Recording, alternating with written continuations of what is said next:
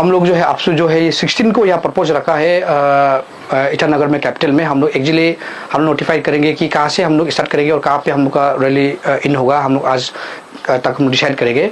तो इसलिए हमारा अपील है जितना भी पब्लिक है, चाहे वो पॉलिटिकल लीडर हो या कोई पॉलिटिकल पार्टी का हो, जो भी हो, ये सारा स्टेट का इशू है और ये आने वाला हर एक जनरेशन, यंग जनरेशन को इम्पेक्ट पड़ने जा रहा है। ये सिर्फ आपसू का मुद्दा नहीं है, ये जो इंटर स्टेट का मुद्दा है और हम चाहता है कि इसमें गवर्नमेंट भी साथ देना चाहिए। इलीगल इमिग्रेशन में हम लोग इंक्लूडिंग हम लोग ने चकमा हाजुम को भी लाया है। कुछ हम लोग जो है वेस्ट कामेंग और तवांग में वह टिबेटन, भूटानीस और नेपालीस भी है, तो उनको हम लोग ने इंक्लूड किया क्योंकि कहीं ना कहीं इलीगल इमिग्रेंट्स उन लोग भी है। एक कैंडिडेट का तौर पे, एक लीडरशिप का तौर पे जो देख के हम लोग प्रपोज करता है, जो कैंडिडेट जिताना चाहते हैं उसको जो क्या है कि ये जो डुअल वोटर्स लोग जो है इलीगली बैठ के जो है इसको डिसबैलेंस करता है, इसलिए बोला है कि गवर्नमेंट को हम लोग इसको हटाओ। First of all thank you very much. आप लोगों ने शॉर्ट नोटिस में आज नेपा क्लब बिल्डिंग में आया है और एक्चुअली आप लोगों को हम इसलिए बुलाया नेपा क्लब में कि हम लोगों ने 9 ऑफ दिस मंथ हम लोग ने 3 पॉइंट्स मेमोरेंडम हम लोग जो चीफ सेक्रेटरी को सबमिट किया था। स्टेट वाइड हम लोग जब फेडरल डीसी का थ्रू हम लोग ने अपना कंसर्ट डीसी का थ्रू हम लोग चीफ सेक्रेटरी को हम लोग 3 पॉइंट मेमोरेंडम सबमिट किया था। उसी रिगार्ड में हम जो है आज आप लोगों को मीडिया ब्रीफिंग हम लोग पब्लिक का चार मैसेज लाना चाहता है। तो रिसेंट जो अमित शाह ने जो डायरेक्शन दिया था जो इलीगल इमिग्रेंट्स है हर एक हमारा स्टेट यूनियन टेरिटरीज को कि लोकेट करके यहाँ से इंडिया से डिपोर्ट करने का जो डायरेक्शन आया था चीफ सेक्रेटरी को, उसी रिगार्ड को, उसी एडवांटेज को लेते हुए हम लोगों ने आपसू ने मीटिंग कॉल किया था हमारा जितना भी पैदल को बोला कि हम लोग उसमें रेजोल्यूशन पास किया था कि हम लोग जो है स्टेज वाइज धरना प्रोटेस्ट करेंगे। उसके बाद हम लोग चीफ सेक्रेटरी को मेमोरेंडम देके उसका अप टू डेट क्या उन लोगों ने काम किया, तो उसी रिगार्ड में हम लोग ने आज आप लोगों को बुलाया है। देखिए हम लोग ने 3 पॉइंट मेमोरेंडम दिया है, उसमें से हम लोगों ने नंबर 1 पॉइंट जो है ये जो है deportation of illegal immigrants from Arunachal Pradesh. तो इसमें आप लोग जो है कंफ्यूज नहीं होना है कि इसमें इलीगल इमिग्रेशन में हम लोग इंक्लूडिंग हम लोग ने चकमा हाजुम को भी लाया है। कुछ हम लोग जो है वेस्ट कामेंग और तवांग में वह टिबेटन, भूटानीस और नेपालीस भी है, तो उनको हम लोग ने इंक्लूड किया क्योंकि कहीं ना कहीं इलीगल इमिग्रेंट्स उन लोग भी है। तो चकमा एंड हाजुम जो है क्यों सबका नज़र में फोकस में है, क्योंकि इसलिए कि वो पहले से 50 साल से ये इशू को हम लोग जो है पुश करते आ रहे हैं। तो चकमा एंड हाजुम का जो 1964 में जब आया था 56 फैमिली आया था। तो 56 फैमिली को अगर आप जो है अगर इंटू करता है 56 इंटू अगर 5 भी करता है बोनस से भी उसका रेशियो और आज का रेशियो को आप लोग देखिए, तो वो जो आया था जो रिफ्यूजी बन के आया था वो जो है इलीगल इमिग्रेंट्स नहीं है, वो जो है एक रिफ्यूजी है जिसको गवर्नमेंट ऑफ इंडिया ने एक्सेप्ट करके उन लोग को एक रिफ्यूजी का तौर पे यहाँ पे रखा गया था। लेकिन आज का दिन में चकमा हाजुम रिफ्यूजी का नाम से इलीगल इमिग्रेंट्स वहाँ में बहुत ज़्यादा बढ़ गया, इसलिए हम लोग ने चकमा एंड हाजुम को यहाँ इंक्लूड किया है। और सेकेंड और थर्ड में ये जो है भूटानीस भी है जहाँ ताबंग और बोमडिला में, वहाँ पे भी कुछ रिफ्यूजी कैंप है टिबेटन का, फिर उसका नाम से लेकर वहाँ से जो इलीगल इमिग्रेंट्स होके वो लोग जो है आ रहा है। इसलिए हम लोग स्टेट गवर्नमेंट को मिनिस्ट्री ऑफ होम अफेयर्स का जो डायरेक्टिव है उसका एडवांटेज लेते हुए हम लोग ने ये कहा कि गवर्नमेंट को ये आपका अच्छा मौका है कि अभी का समय में गवर्नमेंट ऑफ इंडिया भी एग्री हो रहा है कि डिपोर्ट करने के लिए, तो आप लोग जो है यहाँ से थोड़ा सा आपका एफोर्ट डालिए, इनको मिलके सेंट्रल गवर्नमेंट का साथ मिलके इसको डिपोर्ट कर दीजिए। ये हम लोग का मांग था नंबर 1 पॉइंट। और सेकंड पॉइंट जो है हम लोग जो है ये रखा है कि review and revisit the voter list electoral roll of the state. क्या देखिए हमारा यहाँ में रेशियो अगर देखा जाए तो कुछ इंटीरियर को छोड़ के जहाँ में हमारा एक बेसिकली टाउन बोले जैसे पासीघाट हो गया, तेजू हो गया, नामसाई हो गया, कैपिटल हो गया, तो इसमें क्या है कि ऑलमोस्ट डिसाइडिंग फैक्टर जो है नॉन एपीएसटी वोटर्स है। तो कहीं ना कहीं ये जो है जियो पोलिटिकल को भी यहाँ पे जो इम्पैक्ट पड़ रहा है, इसलिए हम लोग ने ये कहा है कि इनरोलमेंट सिस्टम को, जैसे अभी कैपिटल हो गया, जैसे अभी हम एग्जांपल मेरा अपना पालिन को हम ले रहा है, मेरा पालिन में है क्या है कि हमारा ऑलमोस्ट वहाँ में इंडिजिनस है, लेकिन अभी हमारा मार्केट में पालिन जो मार्केट टाउन है जो हमें बिजनेस करने वाला अपना जो बाहर से जो आने वाला वह अप्रोक्सीमेटली 1000 हो गया।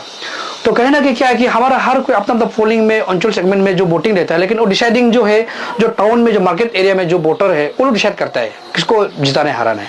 तो ये कहना कि कुछ कुछ जो यूनियंस जो एमएलए जो कैंडिडेट्स है जो जेन्युइनली स्टेट के लिए काम करना चाहता है, अपना एरिया के लिए जो काम करना चाहता है, चंद रुपया के लिए जो है पॉलिटिकल को भी डिसबैलेंस करता है। इसलिए हम लोग स्टेट गवर्नमेंट को ये मांग रखा है कि इसको इमीडिएटली अब जो है कैबिनेट अप्रूव करके इसको जो है री से आप जो है विजिट करना है, ये हम लोग को मांग है। क्योंकि री विजिट अभी पब्लिक है, चाहे वो पॉलिटिकल लीडर हो या कोई पॉलिटिकल पार्टी का हो, जो भी हो, ये सारा स्टेट का इशू है और ये आने वाला हर एक जनरेशन, यंग जनरेशन को इम्पैक्ट पड़ने जा रहा है। ये सिर्फ आपसू का मुद्दा नहीं है, ये जो इंटर स्टेट का मुद्दा है और हम चाहता है कि इसमें गवर्नमेंट भी साथ देना चाहिए।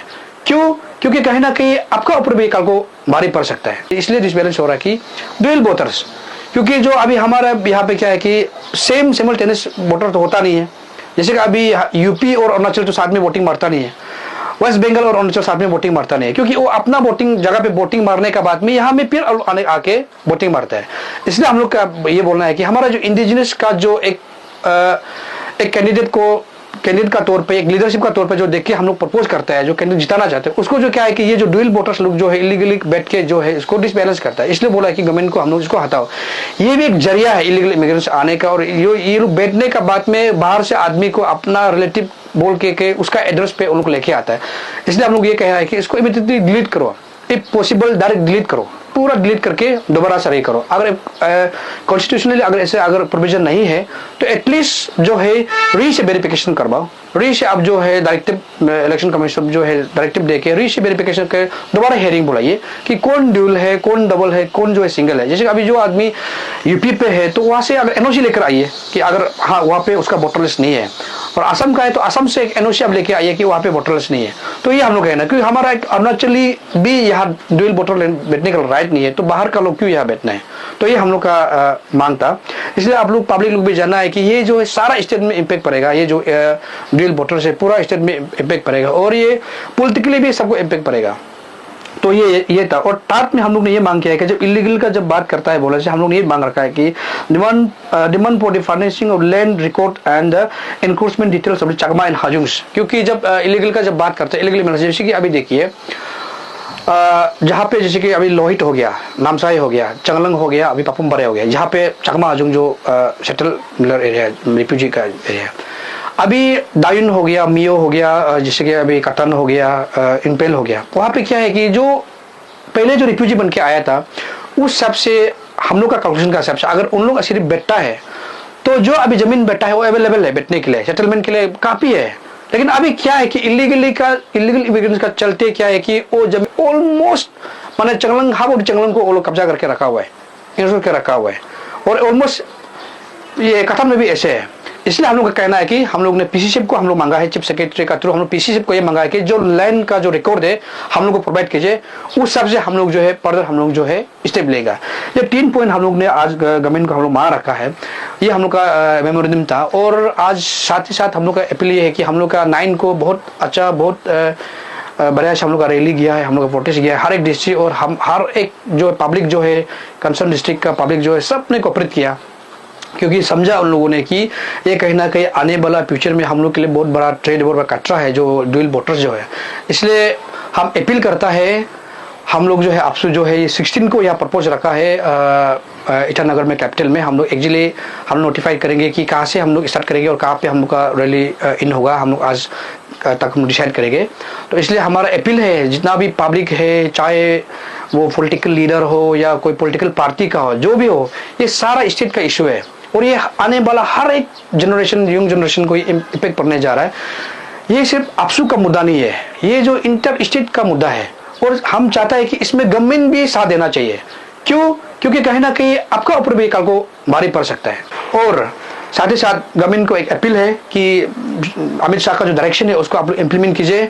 और हम देखा है कि रिसेंटली असम में एक मीडिया हाउस में एक पब्लिश किया है कि जिस दिन अमित शाह ने डायरेक्शन दिया है नेक्स्ट 2 और 3 डेज का अंदर में 30,000 जो इलीगल इमिग्रेंट्स जो है वहां से डिस्प्लेस हुआ है।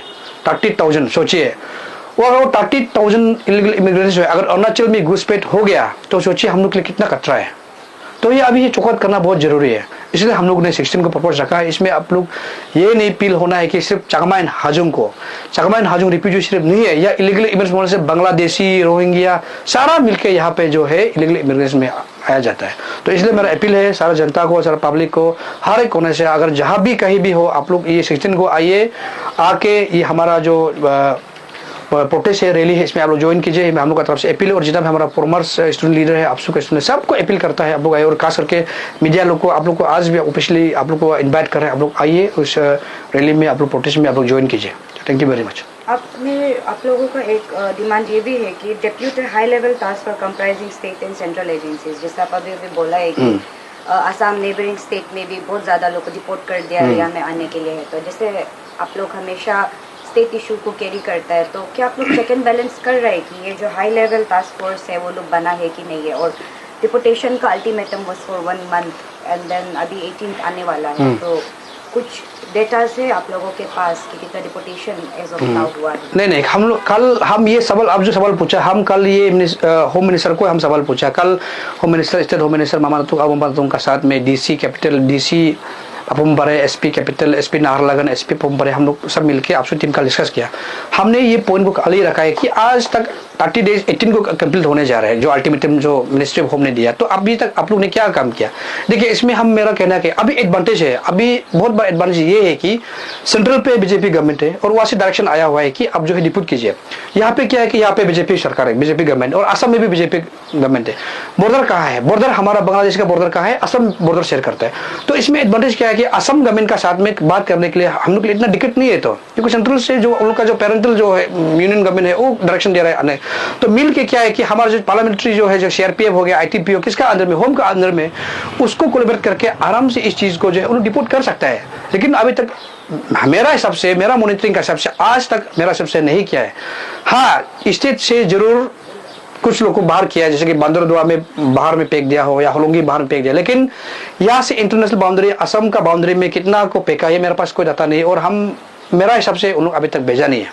तो हम चाहता है कि भेज दो, क्योंकि अभी अच्छा मौका है असम गवर्नमेंट का साथ में मिलकर काम करने के लिए।